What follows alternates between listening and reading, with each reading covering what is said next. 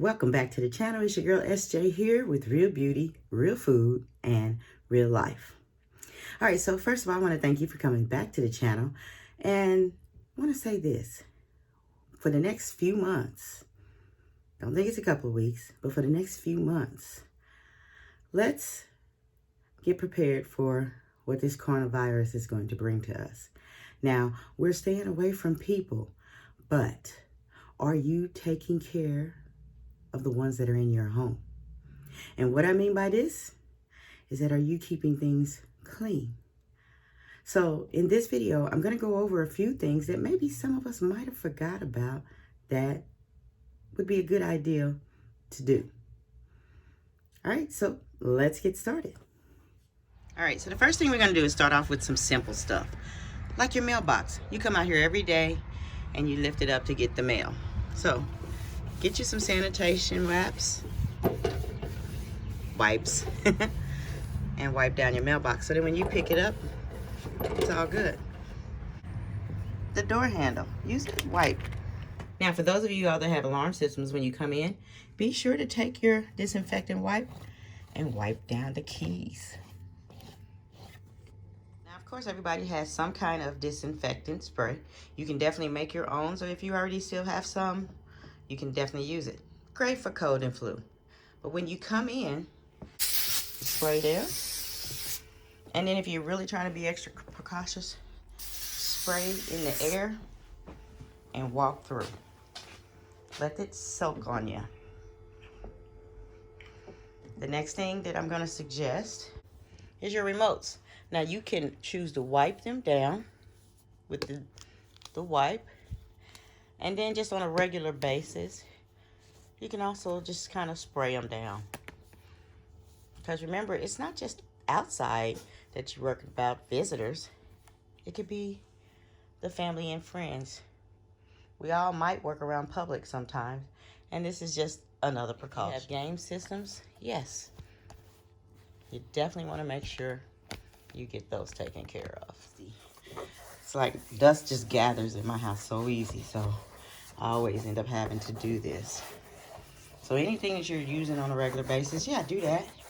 As well as the doorknobs to the room. During the pastime is using our keyboards, computers, mouse, iPads, and of course our phones. Be sure to try to wipe these down regularly because you touch these regularly. And then of course, if you're done for the day, you can also lightly spray, lightly. So that way, the next time you touch it, you know it's already clean. But make sure it's a light spray. Now, here's something that is very easily overlooked. You're at home and, yeah, you use the bathroom. It's your home. It's your public. But if you are in there with kids or another adult or visitors that come by, yeah, you want to take your disinfectant wipes again and wipe around the seat. Let it dry. And then you can have a seat. Save that wipe when you get up. Wipe it again and put it in the trash. You don't have to do it each and every time, but doing it at least a few times a day will make all the difference. Fam, YouTube fam, I want you to watch this next segment and see why hand washing a certain way will give you not the results you want. Check out the next segment here. It shows you how people are in public restrooms washing their hands. And maybe that's why the increased need for washing hands is recommended. Maybe that's why we're selling sanitizers and there's no bacterial soaps and none of that shit on the shelves right now. Because people realize we're not clean enough. We don't do it right. But look, this is how they've been doing it all this time. So check it out. Okay, so you guys probably are wondering, well, why is she showing us how to wash our hands? We know how to do that. Well, here, if you ever go to the public restrooms and see people wash their hands, this is what you see. They scoop and get the water under there. And then the automatic faucet turns on. And they go straight into the water like this.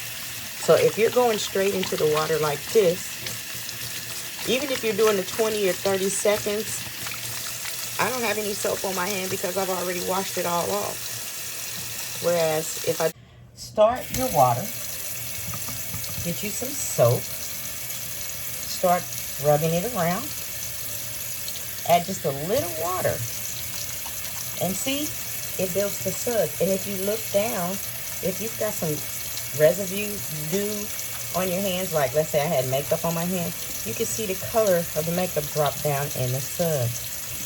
Then after you've done this for a little bit, then you want to rinse it some more.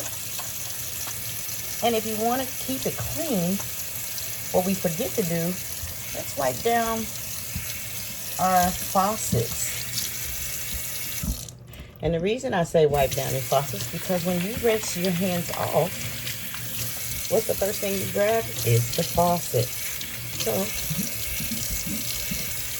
even though it's just a little hand rinsing,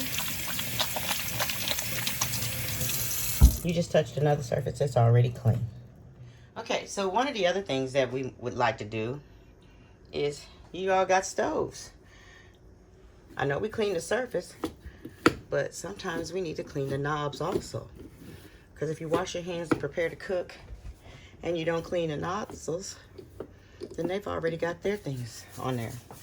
And usually we keep our surfaces clean. And of course, you definitely use a nice little towel. You always want to put a little soap on it. These are my little soap dispensers over here. Rinsing out the towel. Sometimes we just touch the soap dispensers, so we'll wipe those off too. Wipe it again. And the most overlooked place is our refrigerators. Everybody's in and out the refrigerators.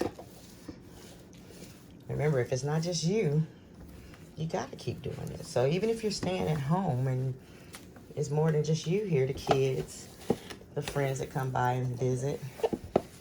Yeah, you want to make sure you're doing this. And then, don't forget your microwave. I don't use my microwave much, but I know the boys do, so you want to just at least wipe it down.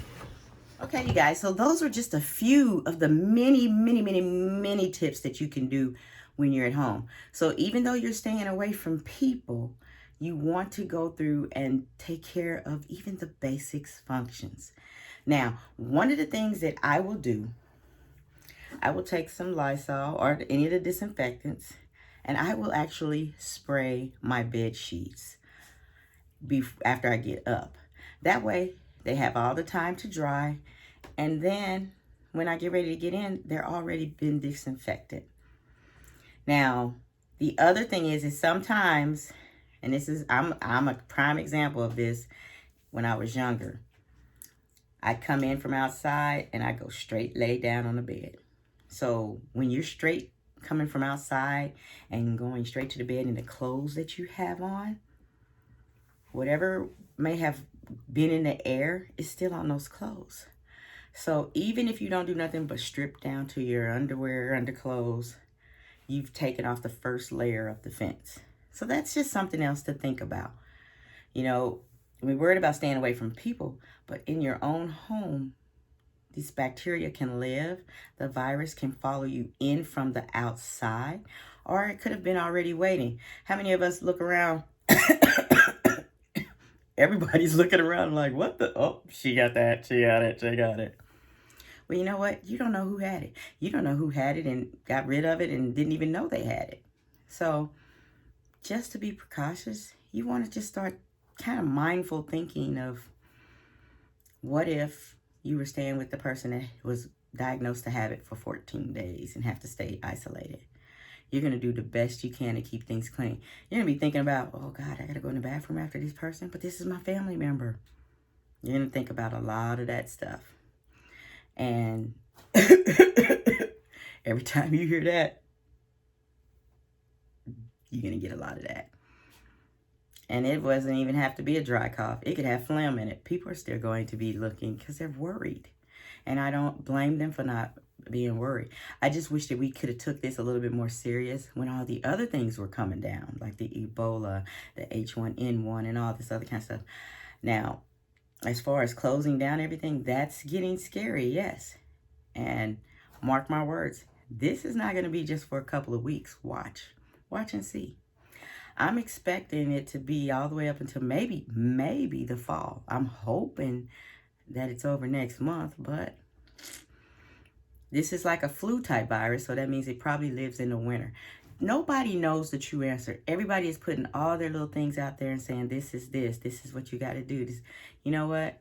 All you can do is stay hydrated. Hydrated meaning water. Juice, pop, and stuff like that is not water. It's a difference. When you're in the hospital and you got to break a fever, yes, they give you IVs. But if you drink water, boom, that automatically breaks our system down to drop a fever. And yeah, I'm a prime example. I can wake up, I have hot flashes, but if I drink a whole bottle of water, boom, right then, it cools down. But, you know, we got to just do our part. And I hope these little bit of tips make a difference. And maybe you've seen something in there that you're like, oh, yeah, I should do that. Especially cleaning off the handles and things like that everybody touches. So I hope that you've seen something in there that you could use. And if so, please pass this along. And if not, comment below. Let me know, what are your cleaning tips? What are you doing to make it better? All right, you guys, this is your girl SJ here with Real Beauty, Real Food, and Real Life. Coming to you with how to keep your own home inside clean with your family, your friends, and people that stay or visit with you. Have a great day.